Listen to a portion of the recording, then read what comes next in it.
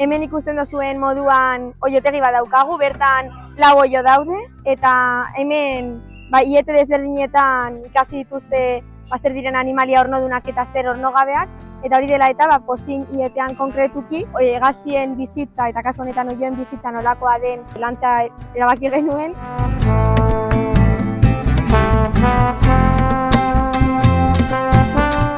Hainbatetan irtetzen gara bertara, beraiekin zainketa egitera, beraiei janaria ematera. Oilategia aukera ematen digu gauzak beretan bizitzeko.